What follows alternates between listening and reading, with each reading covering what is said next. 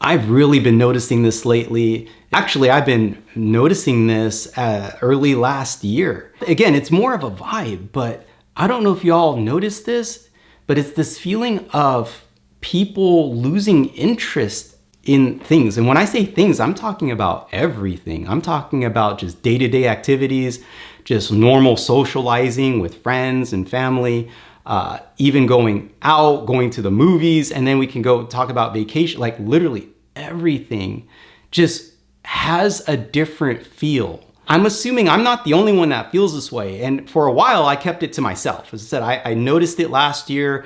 I said to myself, maybe it's just my imagination. And then summer passes and I'm like, I'm really noticing this. And then we go into the holidays and that's when I'm like, okay. And as I said, we could see it, but what is it exactly? I would like to mention it more as a vibe. It's a vibe that feels a certain way. And I'll give my opinions on what I think it is. I just think times are really tough for people. Times are actually very rough for people, mainly the middle class. The middle class is slowly being eliminated.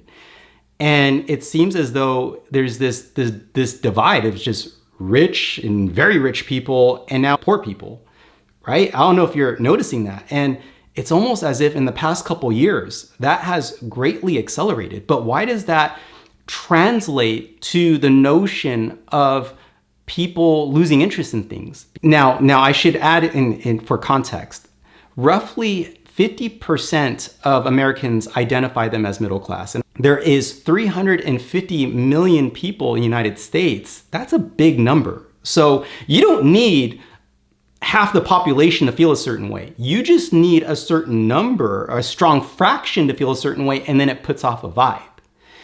And it's this feeling of survival mode, just getting by, okay? We're dragging our feet through life, hoping that times will get better, but we don't quite know how that's going to look. But we're just hoping anyways. There's this looming feeling of, if we want to call it debt stress, or will I make enough money next month? What if things change? I mean, we just know there's just so much crazy stuff going on in the world. The feeling of uncertainty, again, it's all putting off a vibe. Now, some of you may wonder, well, Duke, for you to talk about this, why would you even come up with this as a conclusion? Now, for some of you may know me, I've been in the marketing for 30 plus years.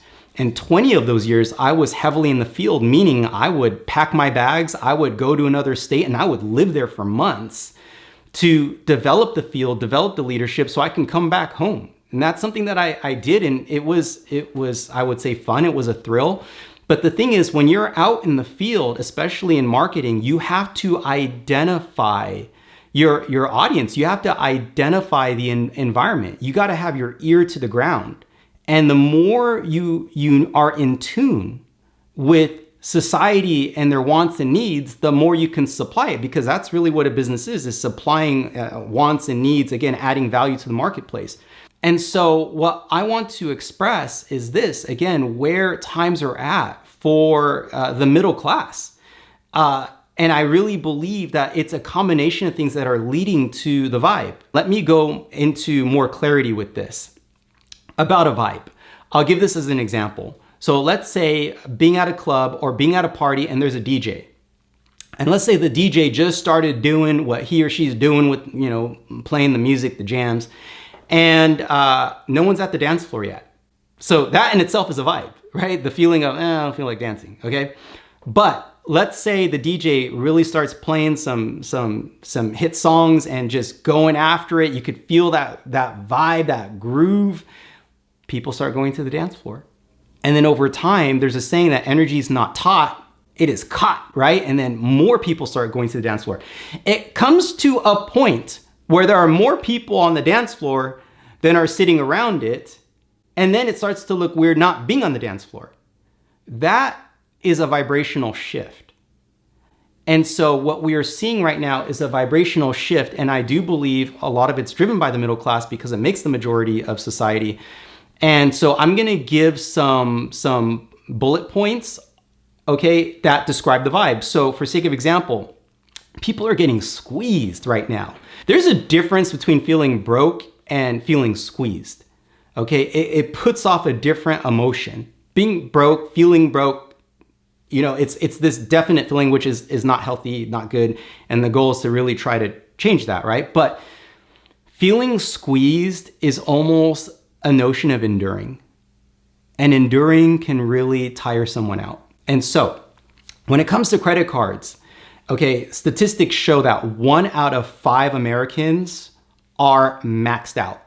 If anything, it actually is closer to 2 out of 5, but let's just say 1 out of 5. And there are no signs at this moment that times are looking better. People talk about it, people are hoping, but we're not seeing the signs, we're not seeing the proof as of yet. So again, people are enduring. We are seeing the middle class just really getting squeezed. And it's this feeling of we are hoping that times get better. If we're talking about the notion of losing interest in things, it's more so we go into our interest in our hobbies with a different emotion. Again, in the back of our mind, we're concerned. We're concerned about our future. We're concerned about what's going on in the world. So we can't just kind of be ourselves that we used to be many years ago. But remember this, when times are good, we want to expand. We want to take on more hobbies. We want to take on more interests because we have the means to do it. And so when we are financially comfortable, we will explore and again, look interested in things. But because times are tough, you're starting to see a lot of people going into a survival mode, and it's putting out this vibe. And now we got to add another thing. I don't know if you want to call it the elephant in the room, but people are self-isolating. And why are they self-isolating? Because this is just my opinion, but what we see on social media is usually good times. Most people tend to post good times, life is good. And so if you feel like, man, my times are not looking good, but everyone else look like their times are looking good, because keep in mind, most people tend to post what's good, it will lead to self-isolation because it's like, I don't think anyone can relate to me. Now, did you know that the average person checks their phone 200 times daily? It's safe to say most people are scrolling, looking at content, and again, it's pushing self-isolation, but also it's the stuff that we see. We're seeing people like not getting along.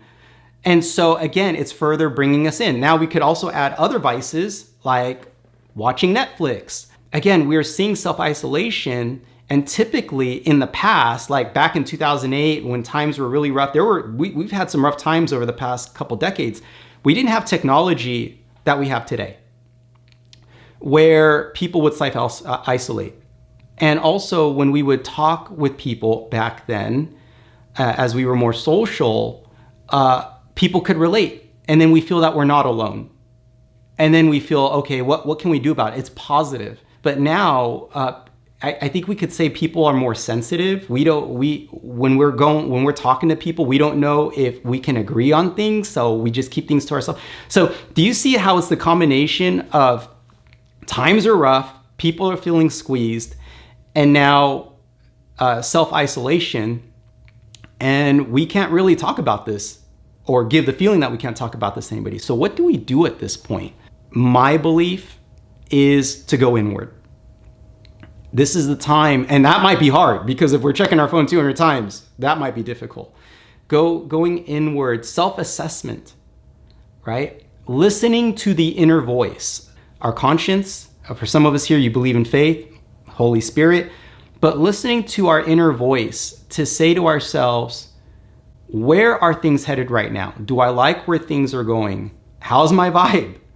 If my vibe has been going down, what do I do? First off, if I don't like that, I need to do something about that. How do I increase my vibe? And you will be surprised how your inner voice will communicate with you. It will drop hints on what to do, where to go, who to talk to raise the vibe. And that would be the first step.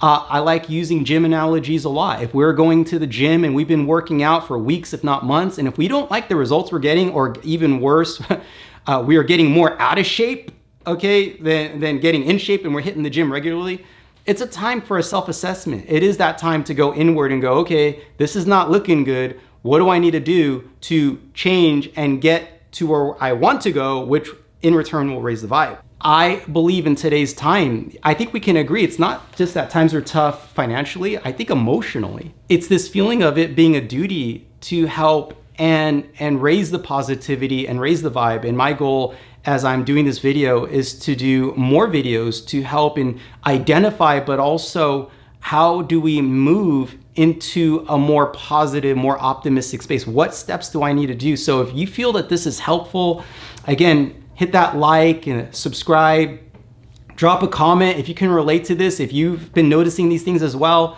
Let's chat about this and see if we can make this coming year a turning point where, again, we see where things are headed, not looking good. Let's change that. Even if this world is kind of crazy right now, let's change that, because even though what's going on in the world doesn't have to be what's going on in our home, what's going on in our own thoughts.